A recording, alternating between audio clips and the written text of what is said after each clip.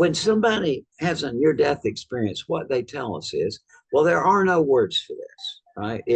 There are no words. This is beyond the power of language to describe, right? And they also say, and there was no time passed. I saw everything I'd ever done, but no time passed. And also, I was not in space. This was not in a spatial dimension. But the only way I have of explaining it to you is I got out of my body. I went through a tunnel into a light. I met my deceased relatives. I saw my life pass in review. I came back to my body and returned to life. Now that's a travel mirror. Now think about it for a minute. We get the meaning of a travel narrative comes from the concepts of space and time. Yeah. That's nonsense, right? But it creates a very vivid image of that very movement in your mind. That's what we have with near-death experiences.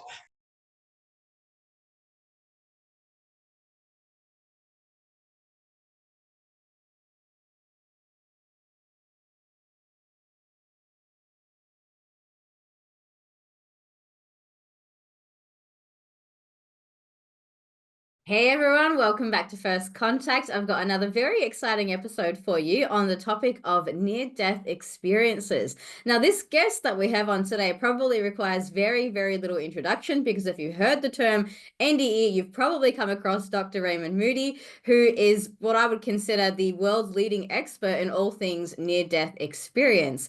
Having gone through some of my studies recently in consciousness studies as well, we've actually studied his work in our textbooks. And so the name Dr. Raymond Moody comes up quite a lot in the topic of NDEs. So if you don't know who he is a leading authority, the author of several books, including the seminal Life After Life, the founder of the Life After Life Institute, and Dr. Moody has lectured on the topic throughout the world. He's a counselor in a private practice. He received his medical degree from the College of Georgia and his PhD from the University of Virginia. And he's appeared on many different programs and recently has also written a book with Paul Perry, which we can talk about in the show as well. So welcome to First Contact, Raymond. It's beautiful. Thank you. It's wonderful to be with you, and thank you so much. And give my greetings to all the folks at your institute as well. Absolutely. We have so much fun studying this. And I have to tell you to start with, I've been into NDEs before it was trendy, before all the YouTube videos and channels were out talking about it, because my mom had a near-death experience when I was a child. And so we used to very quietly in our home talk about this topic. But back then, I'm sure you went through this in the earlier years, is it was very taboo. Not everybody would be willing to discuss it, or they would think it's a hallucination, or they would not take it seriously, or they would think it was demonic. Some of the religious people would think it was demonic. And so there was a lot around the stigma of being able to even discuss the topic. And so we used to talk about it just very quietly around our family table while eating dinner. And we were told not to ever say anything, not to tell our friends, not to discuss it even with our extended family. So for many, many years, this experience was a family secret. And so now, after all these years, it's become, fairly normalized. We're talking 30 years down the track or more. It's become fairly normalized, and people like yourself have now spent so many decades researching this. And so I'm really excited to dive into some of the hopefully deeper aspects of near-death experience, what it is, how it works, the conclusions you've come to. And one thing that I found really interesting about what you've said is you pretty much are prepared to answer the question of what happens when we die. So why don't we start there? Talk us what you have actually discovered about this. Well, I think first of all, I should say that it's just too bad that people at one point thought of this as something stigmatized, because in reality, the whole Western way of thinking, the rational process, originated with people who were fascinated by these near-death experiences. The way I got interested in it was at age 18. I was intending to be an astronomy major, but at the University of Virginia, my first year, I took a course on Plato, and I immediately decided to be a philosophy major. because what Plato's famous Republic is about a near-death experience. The Republic culminates in this experience that a warrior had when he was believed dead on the battlefield, but revived and told his colleagues about this getting out of his body and going into another world. And I had no idea at age 18 that anybody took the notion of an afterlife seriously. I really didn't know. I was not raised religious. And I just thought that it was a joke or like a cartoon premise. And suddenly I woke up that my hero, Plato, took this seriously. And so I asked my professor about this, and he said, yeah, the Greek philosophers knew of cases where people had apparently died but been revived and had these experiences. And a little before Plato, Democritus, who had figured out that things are made of atoms, had written about this. And he said, just like the neurophysiologists tell us today, he said, he said, there's no such thing as a moment of death, that this results from the residual biological activity in the body even after the body appears dead. So, and that was my entree to it, but it never occurred to me that it might be pertaining to modern world. And but 3 years later, I met Dr. George Ritchie, who was a professor of psychiatry at the University of Virginia, who had such an experience. And so I learned about that. I learned about another one when I became a philosophy professor in 1969. I started hearing this from my students. And by the time I got to medical school in 1972, I had quite a lot of cases of this. So my publisher asked me to write a book, and that's how it was. Why did it suddenly change like that? Well, I think people have always known about these things, but up until the 1960s, this was an extraordinarily rare event. And what happened was in the 60s and 70s, with the advent of cardiopulmonary resuscitation, that changed it just very quickly.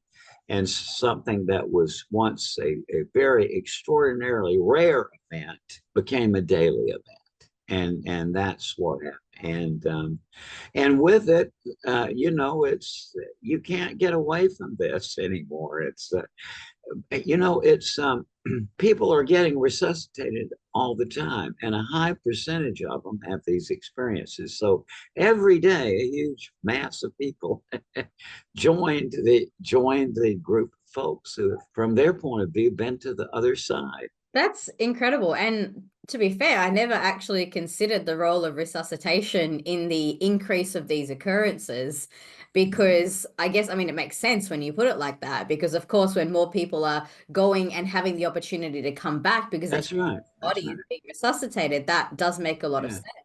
And Yeah. also I wonder, I have this belief, maybe you sit with me on this, Raymond, is like everything happens by design, like everything in this universe, including the introduction of technologies, there is some form of grand design in order to the way that the universe is structured.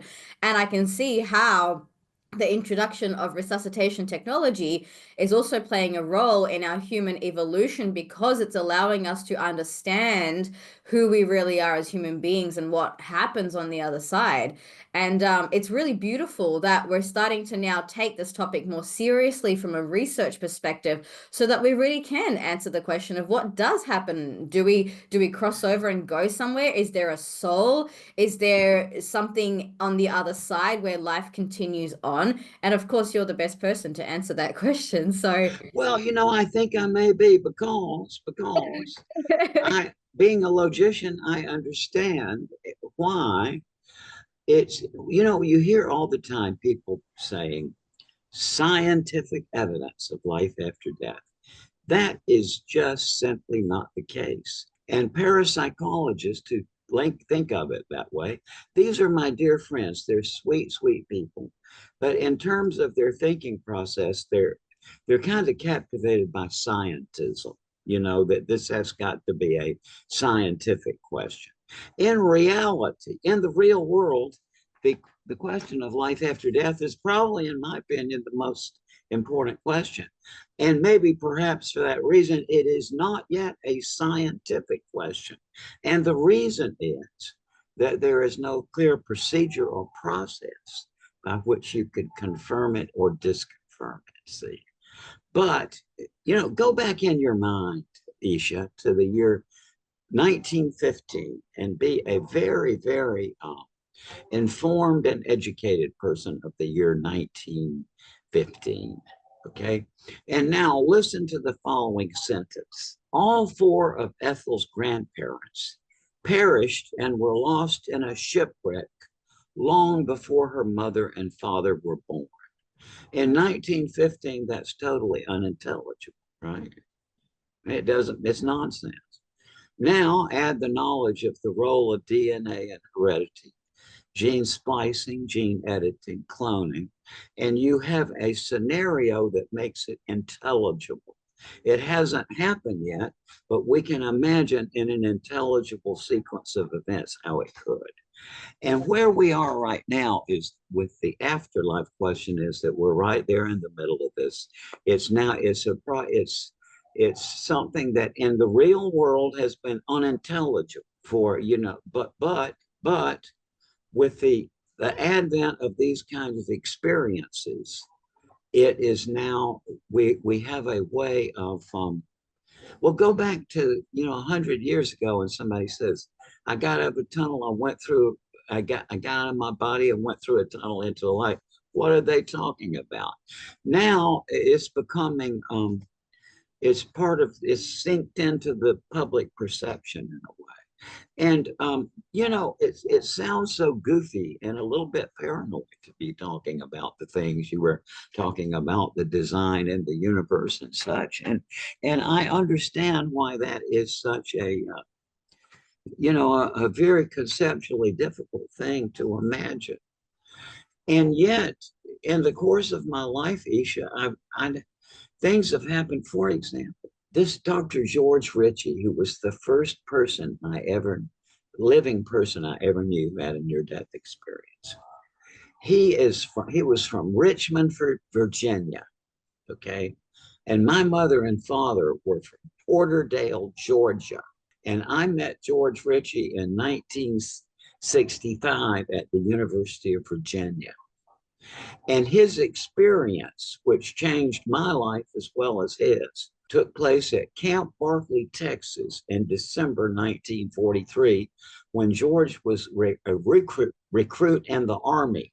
And he went to Camp Barkley, Texas for his basic training, and he developed double lobar pneumonia and was dead for 9 minutes, according to the wonderful physician who took care of him, Dr. Francie. And so George had this amazing experience, which I heard in 1965 and changed my life, set me off on this path of investigating all these cases. And I wrote my book in August of 1974. It was published in November of 1975. And to my astonishment, it quickly became a worldwide bestseller. Okay, now November of 1975, it was published.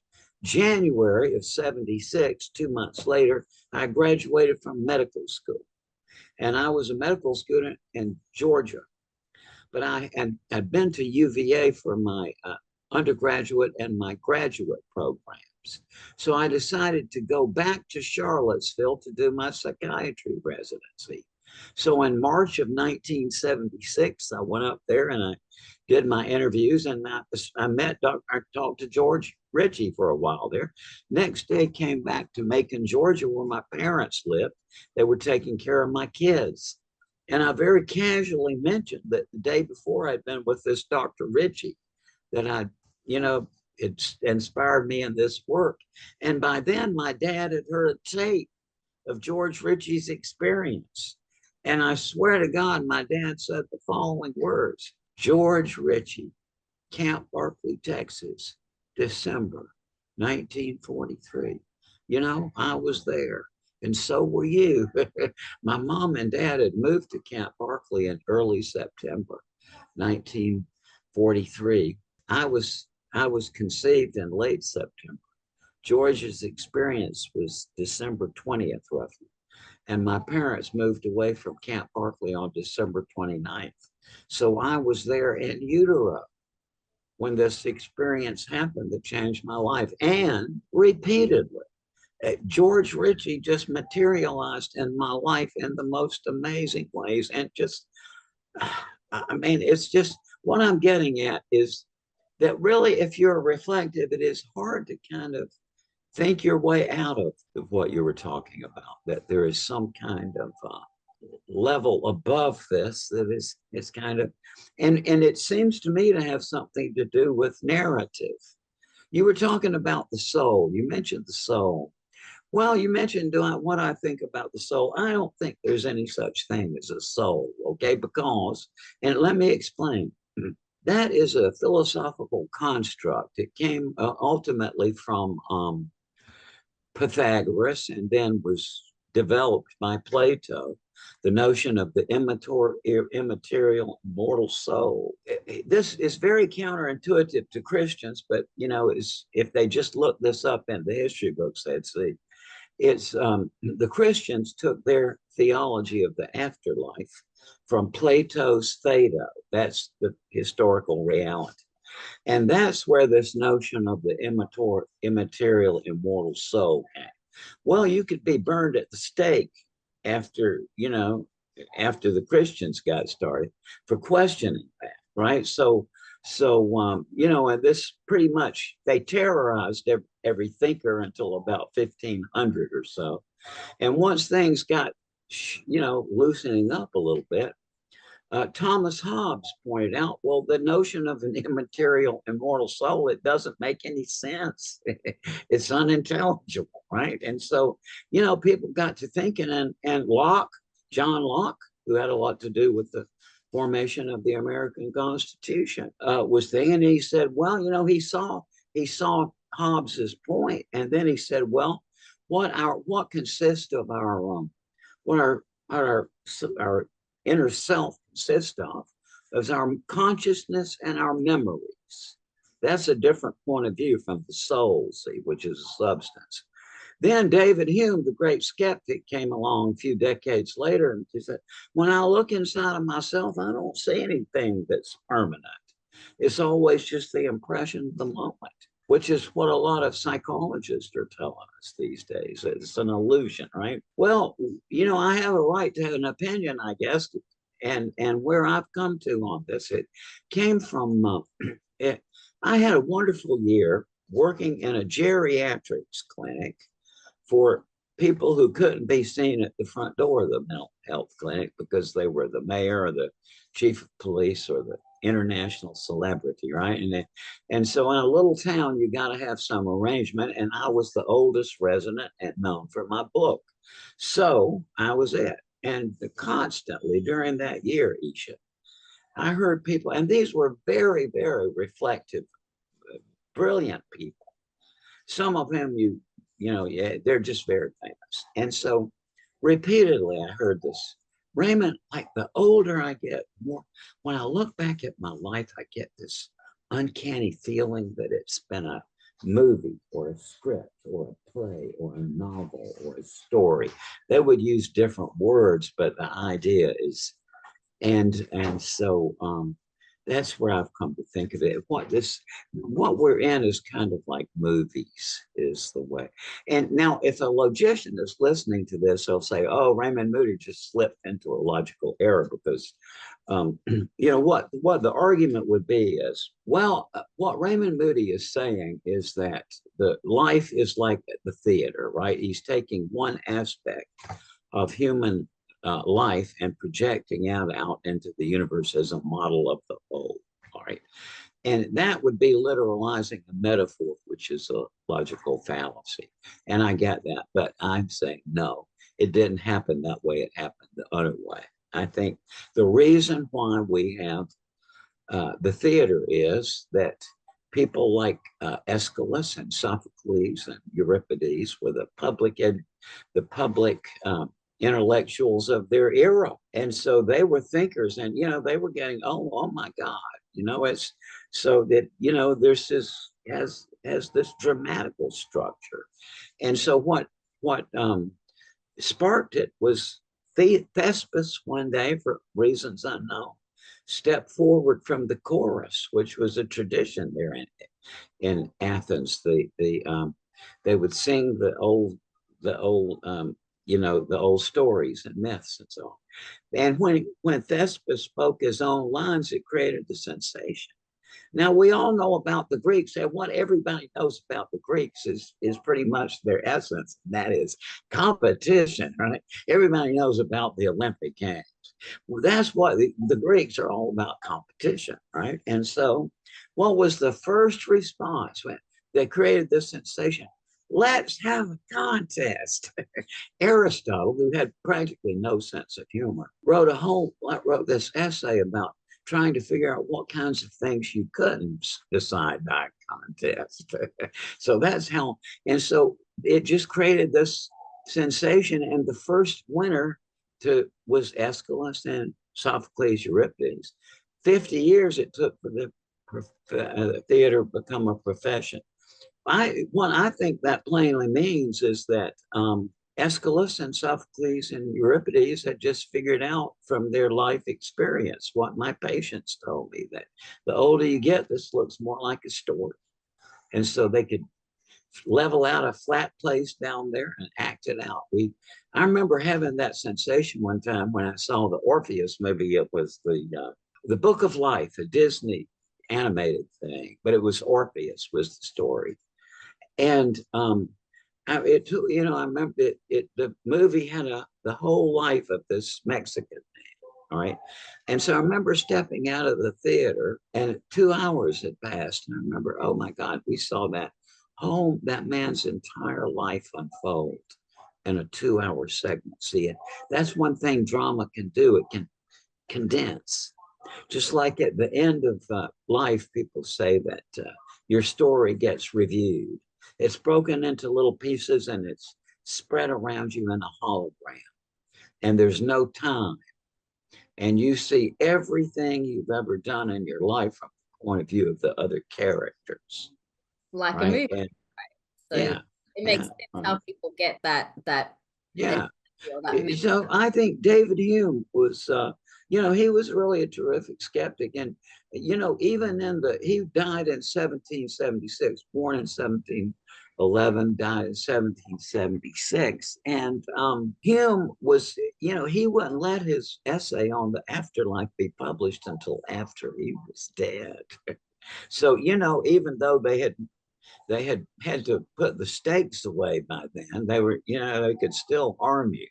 So, but in his skeptical essay about the afterlife, he gave a very, very severe criticism of why it can't be or why we can't know. But he also said in that essay, he said that he felt that the only kind of afterlife that a philosophical person could entertain would be reincarnation.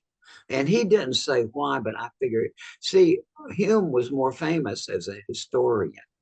And historians understand the essential role of narrative in human life, right? So, and the reincarnation is the most story-like form of the afterlife, right? Yeah, I was born in India and I lived a life as a shepherd, it's a story, right? But anyway, that's speculation on my part, but I think I'm probably right. But my point being that you're right, that this thing we're in, the older you get, the more you see that it doesn't really have the structure that the physicalist worldview wants to. I've never been able to be a physicalist. Now, I love science. I almost majored in astronomy, still love astronomy. I love science. But in terms of this whole sphere of things we're in, it's, I cannot I cannot make the leap to physicalism. Most people do without reflection, because I put a Coke bottle on my desk this morning. Then I took an hour walk. I came back, the Coke bottle was still there. Most people infer, well, the Coke bottle is existing. I just baloney. You can't make that inference. So I don't know whether there is a physical world as it's portrayed, Well, but I I kind some I theory. kind of figure it's not real. I don't think so. Uh-uh. Yeah, and I think some of the more modern philosophies, I mean, I'm, as of recently, a huge fan of analytical idealism, which I've also come across in my studies. And I find that it has such a more grounded framework to make sense of the world around us, and it's something that when I heard about it, it almost put into words and into a framework what I'd already known and what I'd already believed to be true. Like there's this field of consciousness, and the physical experience is the temporary part of that. Having also spoken to many people who've had near-death experiences, including my mom and other people I've interviewed on the First Contact podcast as well, one thing that is common across all of that, it's like they close their eyes, or whatever happens, whatever triggers them moving, Yeah, they close their eyes, but it's like they continue to exist. They continue to exist outside of the body. So what is that? Like, what is that thing? I mean, you've said it's not a soul, which I think still it doesn't make a lot of sense to me, because I assume that the non-physical aspect of it is related to some sort of soul type of energy, or consciousness, if you want to call it consciousness. But there is something there that continues to go on even after the heartbeat has stopped, or even after the eyesight has gone, or somebody's gone into a state of almost being in a coma, or they fainted or something like that, but the consciousness continues. And so yeah. what is that? Where does it go, and how can we learn more about that? I wish I knew, but I tell you the truth. I'm so glad I majored in philosophy and that I was a philosophy professor, because, that's really that's philosophy is the discipline, whether they want it or not. But the philosophy is the discipline to which the question of life after life belongs. And people who think otherwise are victims of a social movement called scientism. And scientism, by the way, is a very widespread, although often unconscious, doctrine that people have, that scientific method is the only rational means of securing truth. Well, I used to teach epistemology, which is theory of knowledge, and I would start in my class every semester. I taught epistemology. The first couple of days, I'd say, "Hey, kids, what do you think knowledge is?" Right? Well, from my experience, what people say is they'll come up with, well, science, knowledge is science, right? Well, what do you mean exactly? Eventually, they come up with scientific method is the only rational means of securing knowledge. And so I write that up on the board. Is that what you think? Even the nutty fundamentalist religious kids will say, yeah, that's what I think, right? But it's so then I say, I write that on the board. Scientific method is the only rational means of securing knowledge. And I draw a rectangle about it, and I point to it and I say, well, how do you know that? Now think about it for a minute. There's two possible answers they could give. They could say scientific method is the only rational means of securing knowledge. And I know that by the scientific method is not very bright. That's called reasoning in a circle, all right? Assuming what you set out to prove. or But the other answer would be scientific method is the only rational means of securing knowledge, and I know that by philosophy or history or the law, and that's a self-contradiction. So, scientism is something that people take on unconsciously without ever thinking it through. But the reality is, science is one among numerous different rational means of securing knowledge. And the way that the question of life after death in 2025 is not yet a scientific question. That is the reality of it. But you and I both know there are millions of people who are taken up in this illusion. But and they do it for fear, Eesha. But if they would just not surrender their analytic minds and would follow along, as Plato said, a long and remote chain of reasoning, you could come up to realize, yeah, there is a way to do this. And I have a forthcoming book. It's called Swan Song. And the subtitle of it is A New Logic for Proof of an Afterlife. The real difficulty, see, is that most of the people who are interested in the kind of things you and I do, what they want to hear is stories. You know, they just want to hear wonderful, inspiring stories. And as soon as you start talking about concepts, their eyes roll up, right? Plato pointed out that one of the biggest problems in rational proof of an afterlife is what he called the narrative concept problem. Well, that's my word, but that was his problem. And that is that it's wonderful there's got to be some kind of story, because the notion of an afterlife is rather obscure. So there's got to be a story element to bring it to your attention, right? And because it's a self-contradiction to say there is life after death. Think about it. Look up the words in the dictionary. What you're saying when you say there is life after death is there is life after the final irreversible cessation of life is nonsense. But you can get out of this.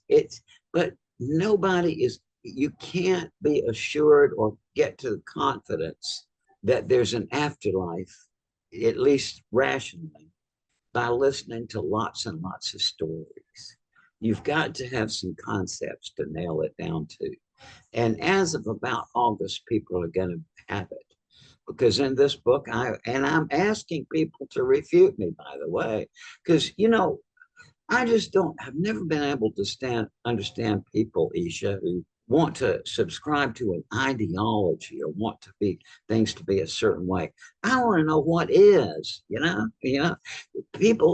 it strikes me that people who just kind of think they want to think there's an afterlife or want it to be, then they come up with some kind of flimsy supportive so-called reasons to get to that, but it's self-deception, which is why they are never satisfied, right? They want more stories. But if you think through a logical process, you can reach a point where you can realize, oh my God, that there is a way to find this out. But I'm just really looking forward to seeing what happens when this comes out, because Well, I could you say, give us a little sneak preview of that? Just give us. yeah, it's called a Swan Song. It's coming out in August, and I'd love to send you a copy of it when they get ready. So just figure it. You let me know how to do it. Yeah, sure. I'd love that. But could you tell us right now just some of the key points that you're going to be Yeah, in the yeah. book? People who are rational have always pointed out that the whole point about the afterlife has been that it's unknowable, right? That there's no way, it's unfathomable or unknowable. But there've been a lot of different kinds of things in life that have been regarded as unknowable. Like if you go back to the early 1800s, clouds were the symbol of the unknowable. They were just ephemeral, always moving, the opposite of knowledge. And it was the symbol of the unintelligible and the ephemeral. So the notion of knowledge of clouds would be a self-contradiction. Then came along Luke Howard, who and his business travel, looking out the window of the carriage, right? Oh my God, there's different types of them. They're the big puffy cottony ones, the feather-like ones, the stratified ones, the ones high up. And so he published a paper on that, and it created a sensation, because anybody who went out in this yard and looked would say he's right. It was entirely the symbolism of clouds as something unknowable, which kept them from knowing. We're in the same way now with the afterlife. And it had, because the real deal, see, is that, as the great philosophers have pointed out, see, is that really of course, when we say life after death, We have good feelings and we may have images coming into our mind, right? But in reality, there's no intelligible meaning to the words, right? And like they say, well, I don't mean life after, I'm talking about the life beyond or the other side. None of those phrases have any cognitive meaning. But now we have a way out of it. And basically, what I've learned how to do is to reformat the mind so that when subsequently somebody has a near death experience, they will be able to tell us about it in a whole new way. Now, why does that make a difference? Well, if you go back to 1820, people thought that it was utterly unknowable the distance to the fixed stars. People say we never will know how far it is out to, the stars. And then, and by about 1838, the measurements were getting close enough, accurate enough, that knowing that it's 186 million miles across the Earth's orbit around the sun, you can make the observation here of the angle to nearby stars, then wait exactly 6 months, measure the angle again, and there'll be a tiny difference, right? And that's parallax. What I've created is I've opened parallax on life after death. I've been teaching this new method of thinking about a lot of different things, but one of the things that you can think about more clearly with this is the notion of an afterlife. I've worked out what I've worked out is a logic of how you think about things that are unintelligible. And I knew full well that eventually somebody who had been through one of my seminars would have a near-death experience. And I knew that, well, let me explain why I knew this. When somebody has a near-death experience, what they tell us is, well, there are no words for this, right? There are no words. This is beyond the power of language to describe, right? And they also say, and there was no time passed. I saw everything I'd ever done, but no time passed. And also, I was not in space. This was not in a spatial dimension. But the only way I have of explaining it to you is I got out of my body. I went through a tunnel into a light. I met my deceased relatives. I saw my life pass in review. I came back to my body and returned to life. Now, that's a travel narrative. Now, think about it for a minute. We get the meaning of a travel narrative comes from the concepts of space and time. Yeah. Well, when Lincoln was president, there was a very solemn state ceremony. I forgot what it was, but everybody was gathered around this very solemn occasion, right? And Lincoln's part called for him to mount a horse and to lead a procession away from the city, right? But when Lincoln got up on the horse lifted its own back hoof up and got it caught in the stirrup. So the horse was leaping around and everybody was shocked into silence, embarrassed for poor Mr. Lincoln. It's like, but Lincoln just looked down at the horse and said, well, if you're getting on, I'm getting off. And, everybody just dissolved into laughter. Well, if you think about it, the notion that a horse could get on its own back by putting a hoof and climbing board, that's nonsense, right? But it creates a very vivid image of that very movement in your mind. That's what we have with near-death experiences. Now, somebody who already knows about the logic of how you think about things that are unintelligible, see? One more thing I need to say. Somebody can lapse into nonsense from delirium. For example, when I had patients, delirious, they're not making any sense, or schizophrenics, or you can talk nonsense because you're ill, right?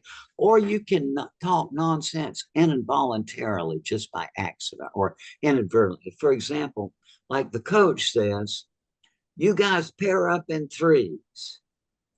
All right, now that's nonsense, right? Right.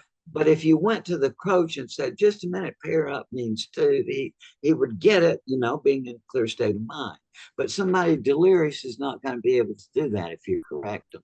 right? Now, I knew all along that somebody would come along who had taken my seminar, would have a near-death experience, and they would be forced to talk about it in a different way because they would know that the point of it, to narrate it as a travel narrative, would be nonsense. See what I'm talking about?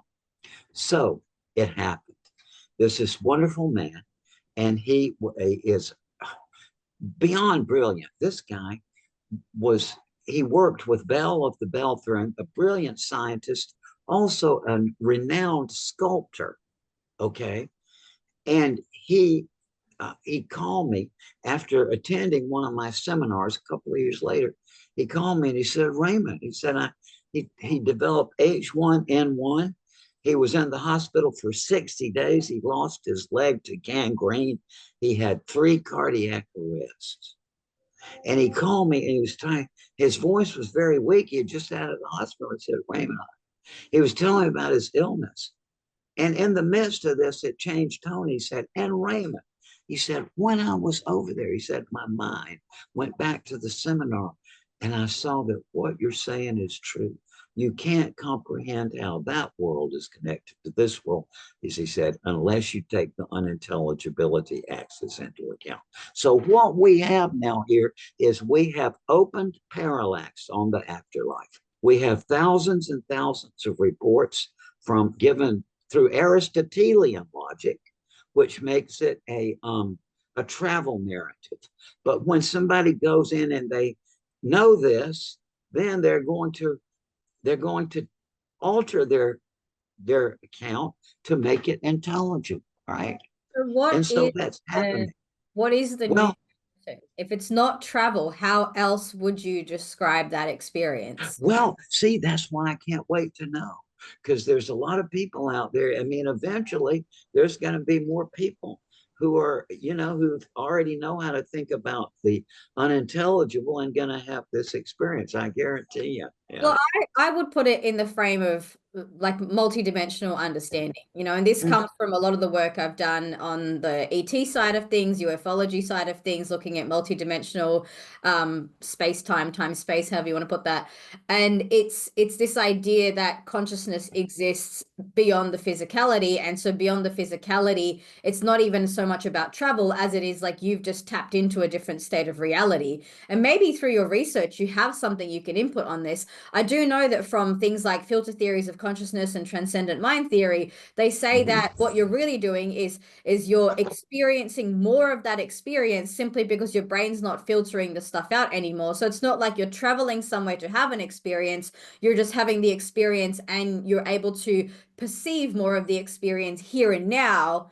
And I think if I've got this correctly, I believe there have been some brain scans that have been done at the time that people are having near-death experiences. Mm. And the common assumption, which you would have through physicalism, would be that, well, there's a hallucination happening in the brain, and therefore there's more activity. And what they found, Yeah, the opposite, there's actually less activity happening in the brain, and yet the that's person right. having a really profound experience. So how does that all fit in?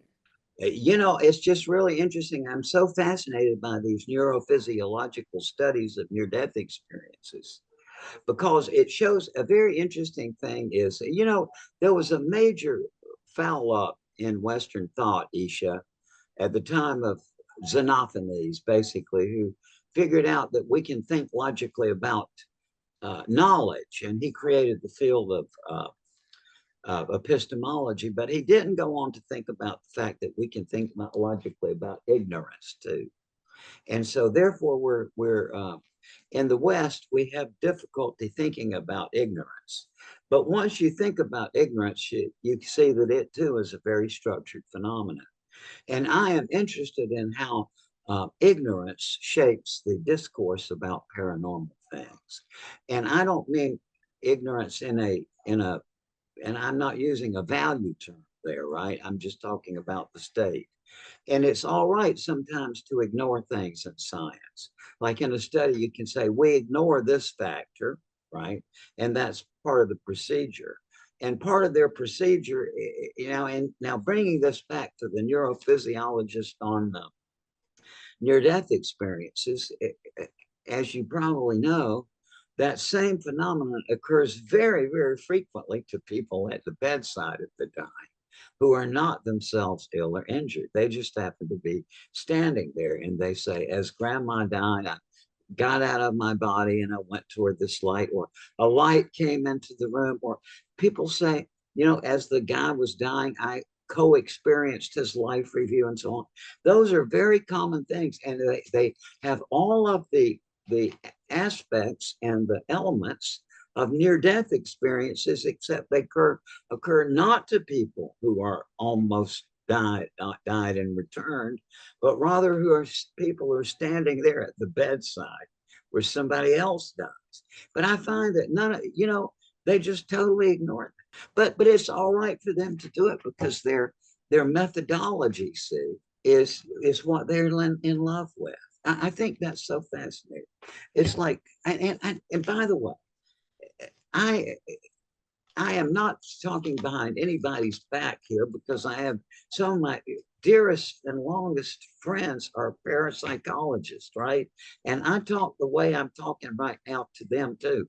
The fact is, those folks are so naive. They are wonderful, sweet people, but they don't know what they're talking about because in the real world, in 2025, the question of life after death is not a scientific question. And the methodology they use to try to prove it is incoherent.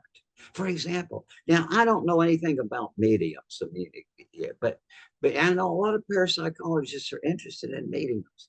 Now, just why do people think that there's something to mediums? Because the medium told me things about my Uncle Willis that he couldn't possibly have known. That is a self-contradiction, isn't it? And I've asked that to many parapsychologists, and they have to admit it's true.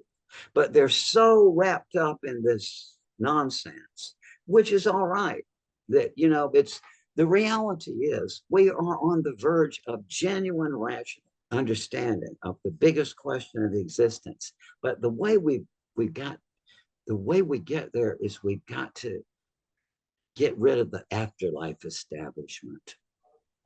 Parapsychology is a failed profession. That's the reality. But there's a great new way of doing it. And by the way, I'll send you my book, and I'll ask you to find. I'm sending this book to people because I want them to find holes in it. See, it's being a philosopher is so different. You know, I have never been able to understand folks who want you to who would have put a book out there and want you to slavishly say it's true. When I put a book out there, I want my colleagues to read it line by line and find any kind of error, because if they find an error, that will lead me closer to the truth. Right. On the other hand, if they can't find an error, that gives me confidence that I'm on the right path. So I'm putting this out not as an ideology, but as to saying, hey, we can now, there has been a genuine breakthrough in the rational investigation of life after death. But parapsychology is going to collapse with this new development, is what I'm saying. I think that's a very interesting prediction. And yeah, I can't wait to curious. I'm just as curious with you think about the book. I think so. Let me know where I can send it to. I will. I'll definitely reach out to you and give you a mailing address for that. I'd love to read it and respond to you once I've had a read of it as well. Yeah, that's what I want.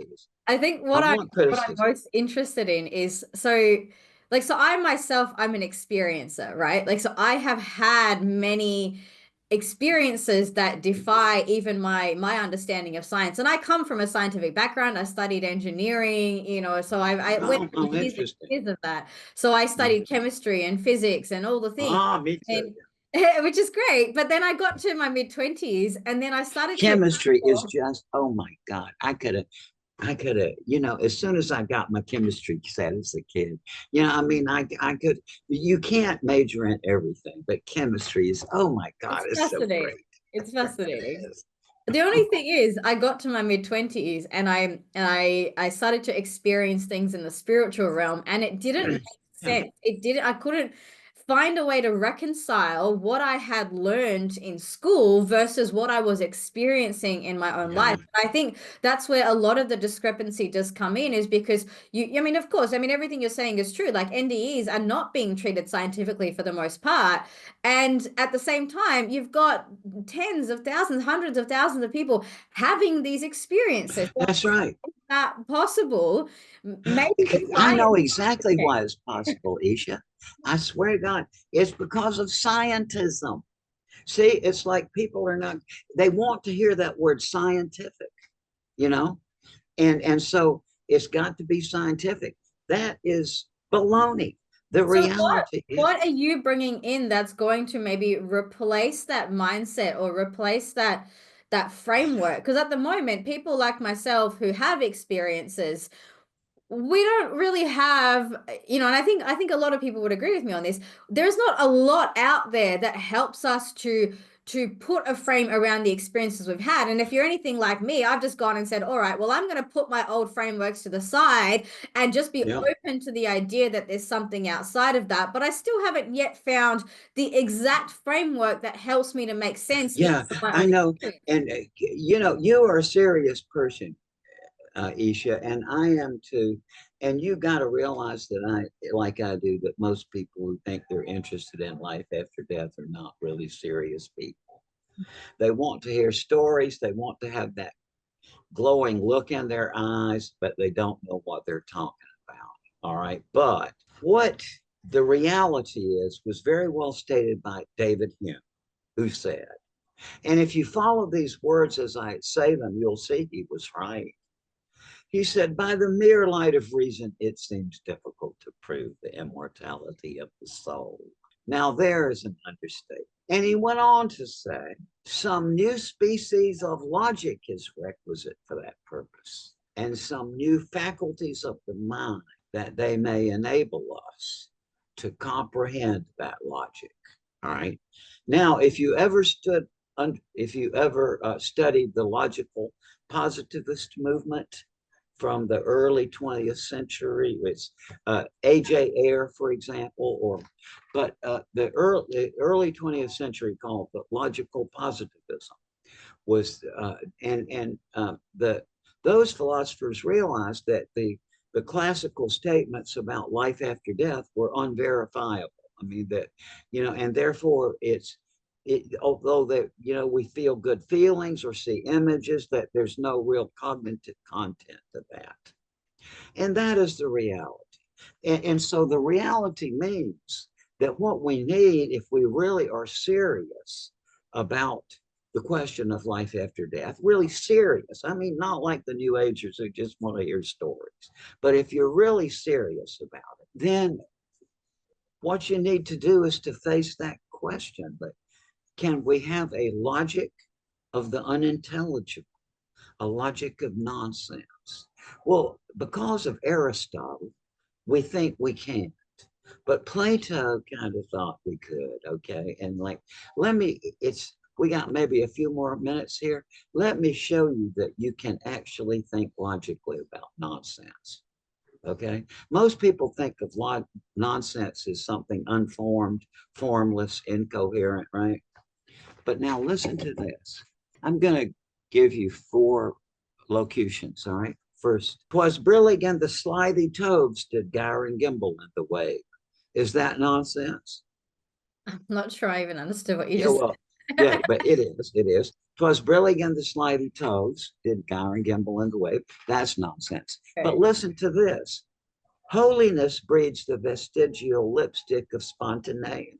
That's nonsense too, but it's different, right? Now listen to this.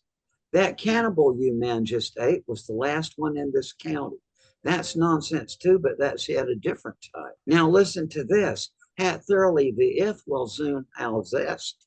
That's nonsense too, but yet a different. But all of those different types of nonsense have a common structural formula, which means that contrary to the common sense view that if this is the level of ordinary meaningful language, nonsense is something down here. That's not correct. Once you think it through, that actually nonsense is a secondary structure on the top of language, and it has a more complicated thing to think it through, which is why in many spiritual uses of nonsense have been emerged. So koans, right? What is the sound of one hand clapping? In the Middle Ages, the Christian doctrine of the Trinity was a koan. It was like you were supposed to think of it as a way of meditating on the existence of God. Or today they have glossolalia in the funda Christian groups, uh, talk nonsense syllables until they float away in an ecstatic state. By the way, I've tried it. It really works. You can get yourself very quickly into a very astonishing altered states of consciousness. But my point here is that you now, if I gave you another sentence, you could tell me which one of those four categories it belongs to. If I said, for example, when you do this experiment, if you smell a odorless gas, it's carbon monoxide. You would recognize that as an example of like the cannibal nonsense, right? Well, there's lots and lots of different types of nonsense, and so anyway, we can learn how to think logically about nonsense. It's actually very easy. It's the difficulty is entirely psychological. And I know this because I've taught this constantly to my logic students, and I've gotten, I mean, it finally became an entire semester length course, which I taught multiple times. But I know from my long experience that you can reformat people's minds to think about things that are unintelligible. And when you do, you get a lot of really interesting results.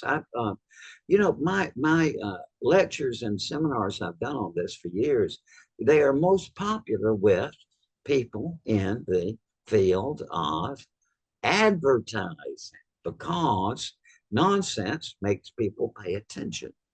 Or they are attorneys. Attorneys would go to my courses to learn about their critical thinking skills. And once you start thinking about nonsense, you can think on a whole different level that nobody else can. And people, when I taught at one university, the people from the literary department, would come to my lectures. So this is not something that's going to appeal to the New Agers because what they're interested in is stories.